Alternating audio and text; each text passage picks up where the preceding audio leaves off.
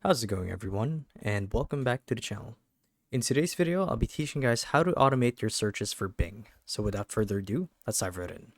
So to actually do this is quite a simple and straightforward process. All you guys need to do is visit the Chrome Web Store, like where I am right now, and you would want to install this plugin or extension to your Chrome. Now what this does is it adds an integrated function to automate your Bing searches whenever you use Google Chrome. And to actually install it is quite simple. Like I said, just go to the Chrome Web Store and add this to Chrome.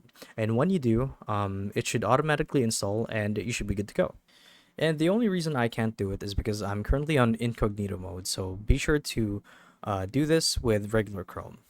So to give you guys a bit of an overview, to brief you on the core elements and features, let's actually read through the description of this extension.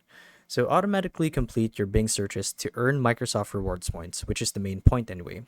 Maximize your Microsoft Rewards points with automate your Bing searches. So if you guys didn't know, the search engine Bing is the only one tied to the Microsoft Store so you can redeem rewards points. So if you were to use Google or something else like Yahoo, then it would not work. So this is a feature only meant for Bing searches as well as the Microsoft Store.